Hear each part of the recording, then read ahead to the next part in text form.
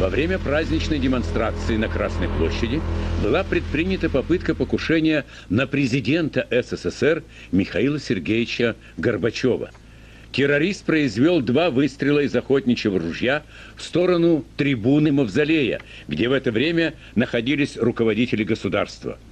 Благодаря быстрым и слаженным действиям сотрудников служб безопасности происшествие обошлось без жертв среди политического руководства и гражданского населения.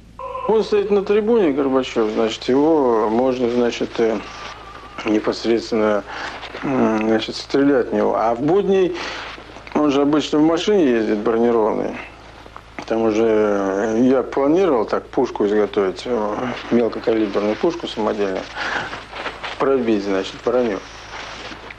Но решил, что, значит, там, говорят, 2 машины едут. Выстрелишь в одну, он может совсем в другой ехать.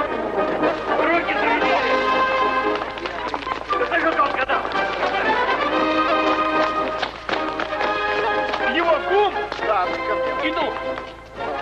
7 ноября 1990 года в столице прошла альтернативная демонстрация. Во главе ее были Борис Ельцин и Гавриил Попов. Вот как это было.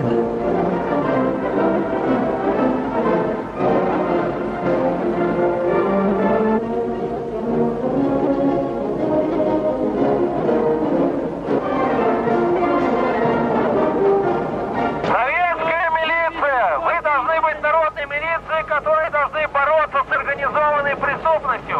А главный организованный преступник в нашей стране – это коммунистическая партия Советского Союза. Милиция, боритесь против КПСС! Мы считаем, что те преступления, которые совершили большевики за 73 года своего безраздельного господства, еще ждут своего всегласного народного суда. Попытка стрелять, и, естественно, мишень Горбачева прежде всего. Меня зовут Шманов Александр Анатольевич, я покушался на Горбачева.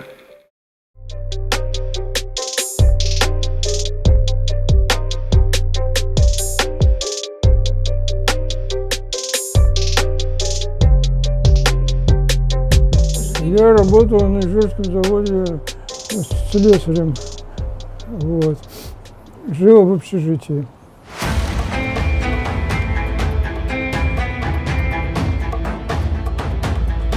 Приехал 6-го в Москву, снял комнату в коммуналке. И 7-го утром вышел.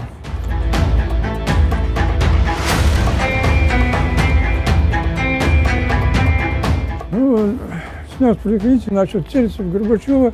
И в этот момент сзади ко мне подбежал сержант, схватил ружье дробное, пуля выше Мавзолея пролетела.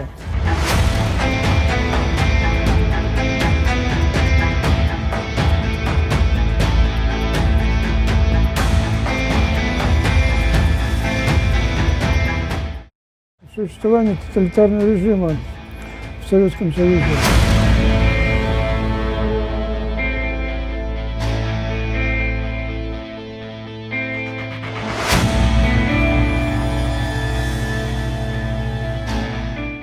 Два эксперта признали меня психически здоровым и вменяемым, а 5 невменяемым.